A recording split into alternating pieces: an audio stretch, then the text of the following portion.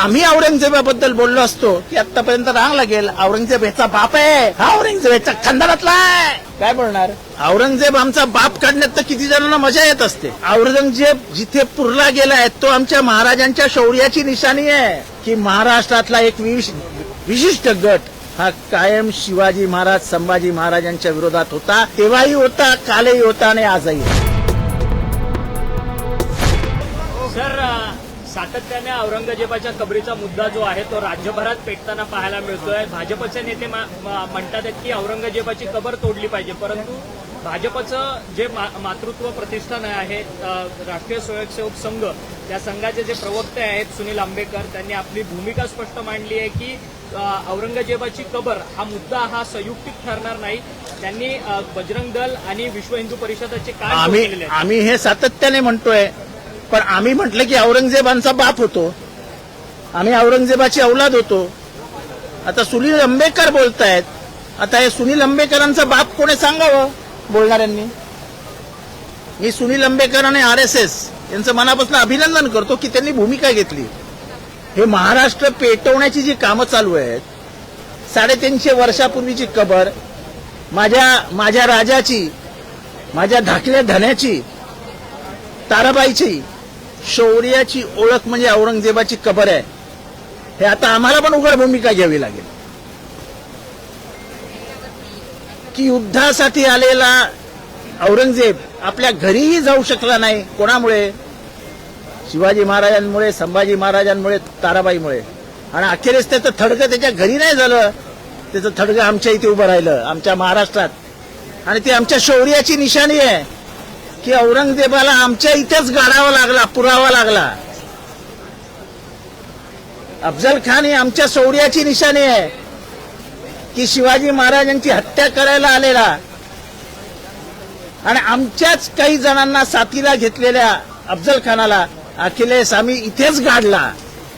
तो गाडलेला अफजल खान ही आमच्या शौर्याची निशाणी आहे. हे आमचं शौर्य पुसण्याचं काम काही जण करत होते. आज बरं झालं RSSने त्यांचेच कान टोचले. परंतु सुनील आंबेकर पुढे पत्रकार परिषदेमध्ये असं देखील म्हणाले की औरंगजेबाच्या मुद्द्यावरून गदारोळ करणं हा काही योग्य भाग नाहीये, सोसायटीला ते हानिकारक आहे, समाजाला हानिकारक आहे असं त्यांचं म्हणणं. मी तेच म्हणतो की मी RSSचा कट्टर विरोधक आहे, त्यांचा वैचारिक विरोधक आहे. पण काही वेळास काही भूमिकेचं अभिनंदन करावं लागेल. तसं मी त्यांच्या भूमिकेचं अभिनंदन करतो, कारण का आम्ही औरंगजेबाबद्दल बोललो असतो की आतापर्यंत रांग लागेल. औरंगजेब ह्याचा बाप आहे, हा औरंगजेब ह्याचा खानदानातला आहे. काय बोलणार?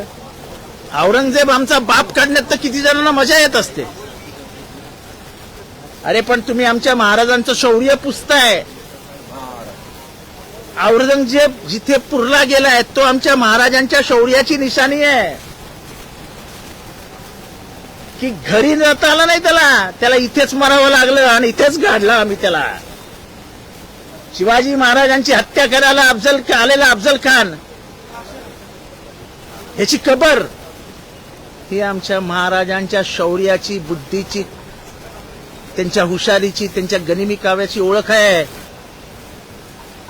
तुम्हाला त्या सगळ्या ओळखी पुसायच्या आहेत, कारण का कालानुरूप आतापर्यंत इतिहासाने हे कायम दाखवून दिलंय की महाराष्ट्रातला एक विशिष्ट गट हा कायम शिवाजी महाराज संभाजी महाराजांच्या विरोधात होता. तेव्हाही होता, कालही होता आणि आजही आहे. पण नागपूरची घटना घडल्यानंतर संघ ही भूमिका स्पष्ट करते. मागच्या 7 कारण का नागपूरमध्ये कधी दंगलच झाली नव्हती. अशी शहरं जर पेटायला लागली तर ही महाराष्ट्राच्या दृष्टीने चांगली नाही, हे RSSलाही कळलं असेल. पण उशिरा नाही, उशिरा मांडली पण मांडली ना, जाऊ द्या ना, आम्ही मांडत होतो. पेटवायचं काम सर संघच करते ना. नाही, मला तेच म्हणायचंय की संघाने हे आता ओळखावं की यांचं काय चालू आहे. सत्तेच्या राजकारणासाठी औरंगजेबाचा वापर, एवढंच त्याचं एका वाक्यात उत्तर आहे. सर, लोकसभा विधानसभा निवडणुकीमध्ये राम मंदिर अयोध्येचा मुद्दा होता. आता इथून पुढच्या निवडणुकांमध्ये औरंगजेब कबर हा मुद्दा असेल असं आहे की नाही, औरंगजेब कबर वगैरे जाऊ द्या. प्रश्न हा आहे की असं तोडून मोडून फोडून इतिहास पुसला जाऊ शकतो का? आजपासून 100 वर्षानंतर जेव्हा विचारलं जाईल इतिहासामध्ये की शिवाजी महाराज का सबसे बडा शत्रू कौन था, आजही आपल्याला जेव्हा विचारतील शिवाजी महाराजांचा सर्वात मोठा शत्रू कोण होता, कोणाचं नाव घ्याल? अच्छा, औरंगजेब. वो मरा किधर? काय सांगणार, काबूल? अरे अभिमानाने सांगू की साला दिल्लीचा राजा होता, दिल्लीला बसायचा, पण मेला माझ्या गावात. ही आमची कॉलर टाईट करते, मराठी माणसाची कॉलर टाईट करणारी गोष्ट आहे की एवढा मोठा शत्रू, लाखोचं सैन्य घेऊन घेणारा औरंगजेब अखेरीस तडफडून कुठे मेला? तर माझ्या मराठी मातीत त्याचं थडगं उभारलं. हे आमच्या शौर्याची ओळख आहे. आमचं शौर्य यांना पुसायचं आहे. बरं झालं RSS बोलली, आम्हाला बोलण्याला आता ताकद मिळाली. का आम्ही बोललो की औरंगजेबाचा बाप आहे, हा औरंगजेबाच्या खानदानातला आहे, एवढं बोललं की झालं काम. आधी देखील छत्रपती शिवाजी महाराजांचं शौर्य असेल, इतिहास असेल, एक काही अंशी कमी करण्याचा प्रयत्न एका विशेष मी नेहमी सांगतो की ह्याच्या मागचा प्लॅनच हा आहे की यांना शिवाजी महाराजांची उंची कमी करायची आहे, यांना संभाजी महाराजांची उंची कमी करायची आहे, यांना ताराबाईंची उंची कमी करायची आहे. अरे एवढी हिंमत आहे ना तुमच्यात, तर संभाजी महाराजांबद्दल जे गलिच्छ लिखाण काही साहित्यिकांनी केलं आहे आणि संभाजी महाराजांना बदनाम केलंय, ते साहित्य पुसा ना. ते साहित्य पुसा हिंमत असेल तर. ते नाही पुसणार. हिंमत आहे, बोला, त्याच्यावर वाद घालूया. साहित्य लिहिणारे जे खूप विशिष्ट गरजे हे आता माझं तेच म्हणणं आहे की ज्यांनी शिवाजी महाराजांच्या राज्याभिषेकाला विरोध केला, जी कृष्णाजी कुलकर्णीची औलाद आहे, ज्याने अफजल खानाला साथ दिली, तेच लोक महाराष्ट्र पेटू इच्छित आहेत. आणि बरं झालं RSSने भूमिका घेतली. आता आम्ही देखील उघड भूमिका घ्यायला तयार झालो आहोत की औरंगजेबाचं राजकारण हे फक्त महाराष्ट्र सरकारचं निवडणुकीच्या यशानंतर आलेलं अपयश झाकण्यासाठी औरंगजेबाला पुरं केलं जात आहे. सर नागपूर जंगलीमध्ये काही महिला कॉन्स्टेबलचा देखील विनयभंग झाला. असं आहे की मला या गोष्टीचा महाराष्ट्राला सांगायचं आहे की कालपासनं सभागृहात असं सांगितलं गेलं की ही पूर्वनियोजित दंगल होती आणि नागपूरचे आयुक्त रवींद्र सिंघल यांनी सांगितलं की ही पूर्वनियोजित नव्हती. म्हणजे तुला नेमकं करायचं काय महाराष्ट्र? ही क्लिअर कट विसंगती आहे. आयुक्त सांगतो मुलाखतीत की तिथे कुठेही काहीही पूर्वनियोजित नव्हतं. ती एक कन्स्ट्रक्शन साईटला जाणारी ट्रक होती, त्याच्यात दगड होती. आपण सभागृहात सांगतो की ट्रक भरून दगड आणली होती.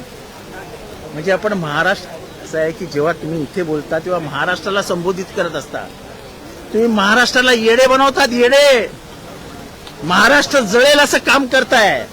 महाराष्ट्रामध्ये आगडोंब पसरावा, महाराष्ट्रामध्ये हत्या व्हाव्यात, महाराष्ट्रामध्ये 2 समाजामध्ये दंगल व्हावी आणि 100-200 मरावेत.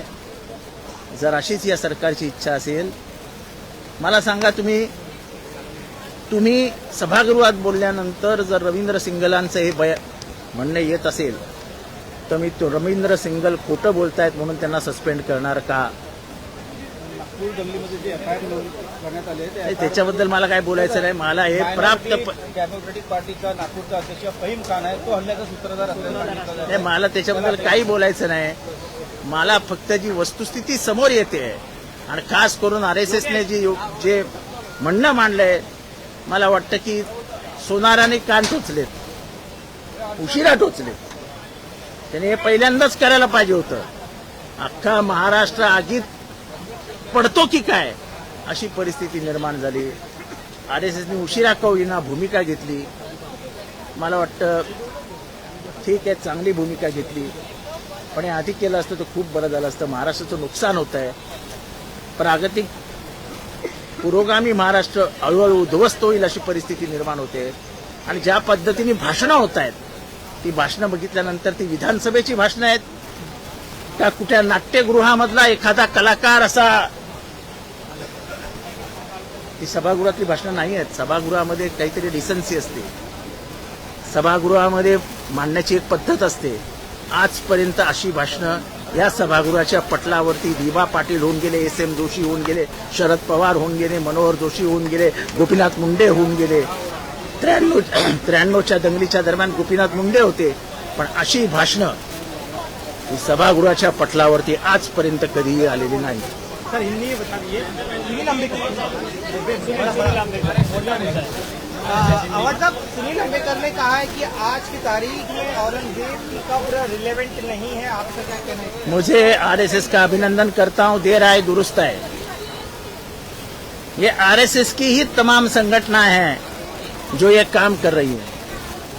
ये जब मुद्दा उठा तभी आरएसएस उसको रोक देती तो अच्छा हो जाता, लेकिन देर आए दुरुस्त आए. वो हमारे मराठी में कहावत है कि सोनार जवाहिर जब तक इसको छेद नहीं देता है ना, तब तक अच्छा नहीं लगता है. उसका ही काम है. आज मुझे लगता है कि सोनार ने बराबर दे दिया है, तो अब तो समझ में आएगा. लेकिन सीएम तो कहते हैं कि कब्र नहीं होनी चाहिए, बाकायदा कार्यवाही की तैयारी हो गई है. आपको लग रहा है आप बदलेंगे सब कुछ? वो आरएसएस का आदेश आया है, कोई मजाक नहीं है. आप सत्ता में आए हैं, उसका 80% अगर योगदान किसी का है तो आरएसएस का है. आरएसएस का सुनेंगे नहीं तो आगे क्या होगा आपको पता है. आप पर मुझे टिप्पणी की जाती थी औरंगजेब के बयान देने पर. अरे औरंगजेब के बारे में हम बोले तो बाप कहेंगे हमको. अरे जितेंद्र रावत बोला, अरे औरंगजेब तो तेरा बाप है. अभी सुनील अम्बेडकर के बारे में क्या बोलेंगे? औरंगजेब उसका बाप है? बोलो, हिम्मत है तो.